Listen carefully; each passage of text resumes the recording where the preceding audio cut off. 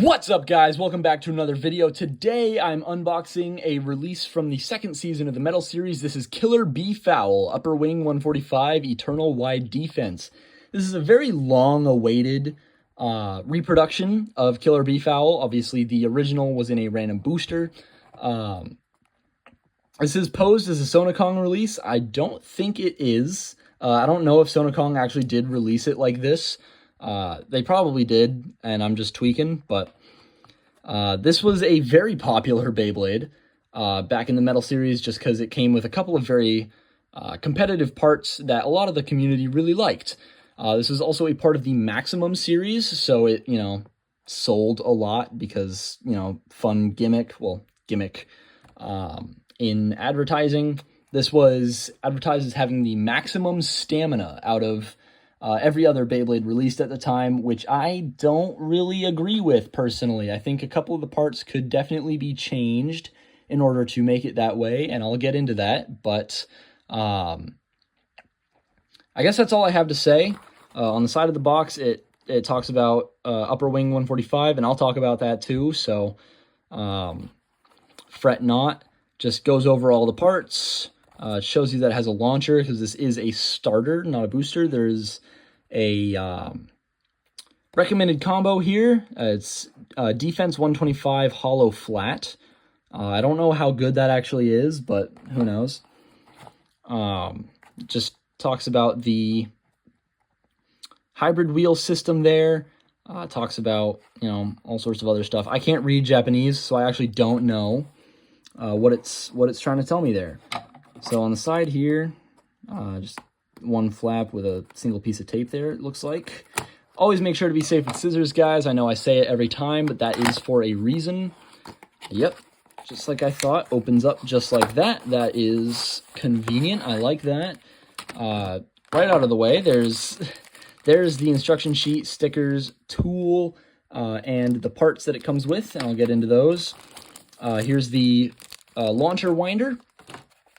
The main part of the Beyblade there, that's the metal wheel, clear wheel, and face bolt. That thing looks pretty nice in that packaging. I can't wait to get it out. Light launcher 2. I'm going to keep this in the packaging just as is for a while because I have no real use for it. I use a string launcher personally. These launchers are pretty good, but it's only a matter of time until they break. Obviously, that's how it is with all launchers because, material, it's going to break. But these things are, very fragile for some reason. So it's nice if you keep buying Beyblades and you have a ton of these on hand. They're good to have.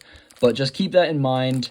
They have a sort of a shelf life if you use them. That's all I got on those. This is what we're all here for. So let me open that up. This is Killer and Beafowl, and this thing looks really nice, actually. I like the colors here. I'm not really a big fan of red or pink or whatever color you guys would consider this to be, but it looks really nice the way they have this done up. It's a very round, for the most part, pretty round. Feels like it would be a pretty heavy clear wheel, but I don't know where shit. I don't know where it ranks in the list of clear wheels, but it seems like it's pretty good. Sexy, if nothing else. It looks nice. The face bolt tattooed, so I won't be putting on the face bolt sticker. But this thing looks nice. I like the sort of, I don't know how to describe it.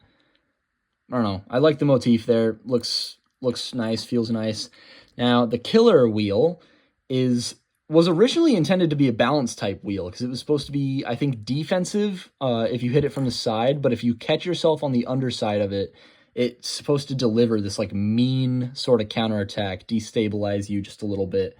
In reality, it didn't work that well. It's pretty light. It's not the heaviest metal wheel out there. Kind of a disappointment. And this is what I was talking about earlier when I said I wouldn't put it in the Maximum series for maximum stamina. I would replace this with maybe Burn, maybe Earth, stuff like that. I would say Basalt or Hell, but those were also released under the Maximum series, so that would sort of interfere with the gimmick. So, I don't know.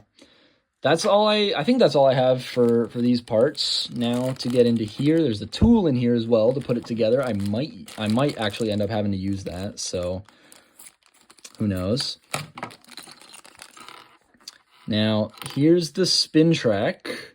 This is upper wing 145, and this has 2 modes that I'm going to talk about, and this feels like a very tight fit, so maybe I won't. But there's one mode where it's pointing downward, and it's, I don't know what the difference in the 2 modes is supposed to be, but in this one it's pointing downwards, has a bit of, it looks like it would generate lift, a little bit of up force there if it's in right spin. Obviously the opposite, if it's in left spin, this would be sort of down force generant. Is that a word? It might be, who knows. But if you pop that off, okay, not too tight of a fit, that's a relief. You pop that off, this is the mode that I would prefer to use. God, I'm dropping everything today. This is the mode that I would probably prefer to use. The wings are pointing upward. This is also probably the origin of the name upper wing. Looks like it would generate still some up force, maybe? Am I getting it wrong? Is this... Hold on. I gotta switch this around. It's very late at night where I'm recording this right now. No, it looks like it's sort of the same shape either way. Maybe I'm tweaking, but, or not really the same shape, but you know what I mean. This still looks like it would generate some up force, some lift. So this is kind of nice. I don't know how useful this spin track actually is. I don't hear people talk about it very often, so who knows. But I'll put that on here just real quick and tighten that just with my hand, because that's how I've always preferred to do it. Sometimes, you know, the oils in my fingers will ruin Facebolt stickers if I do that, but obviously this does not have a sticker on it at the moment. So now we get into the part that everybody wants this Beyblade for, Eternal Wide Defense. And now this looks... Okay, so this has not been fixed. This was an issue when the Beyblade first came out. I'll put it against my hand to sort of really show what we're working with. This was a very, very sought after tip because the this piece here in the middle, it does free spin. That's been verified. This does spin freely. But it used to be, on the original Takaratomi release, it was sunken in a lot more. And on this one, it juts out by quite a bit. So I don't know if that ruins it or anything, but it does. I imagine that makes a pretty big difference. I don't know if that's a disappointment or something to celebrate, but that's just the way it is. That is also a very tight fit. I am going to get the tool out of here and use that to put it together. That's, oof, yikes. All right. There we go. I think it's on now. It should be. Nope. Oh, is it that tight that the tool doesn't, the tool is, you guys see that? I mean, it's just sort of like rotating around the thing. That's not good. I don't know what to say about that, but that is the Killer Beafowl part by part. I'm going to go ahead and, where is it? There's that sticker sheet. I'm going to go ahead and put on the 2 stickers that it has. And God damn.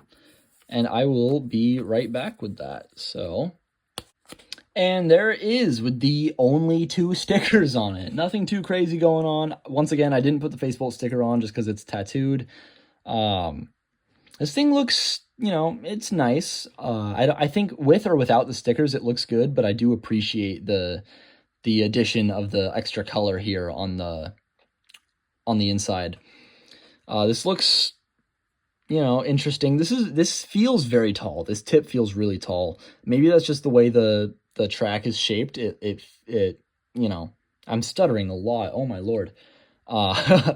Just took a year off my life.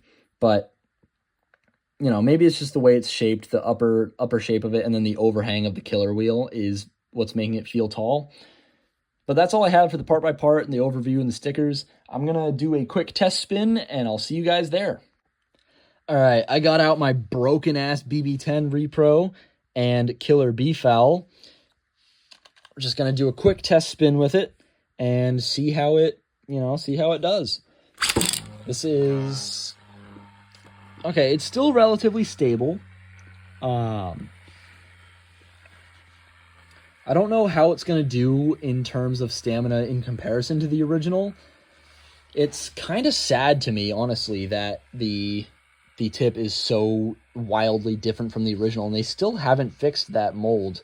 The original, or not the original, but the first reproduction of Beafowl came out a while ago now, and I'm surprised they haven't fixed the mold, because when they released the repros of Duo Uranus and Jade Jupiter, those got remolded pretty quickly because they had big issues with the rubber ball tip and the Duo wheel. But they haven't done that with other repros, which is weird to me.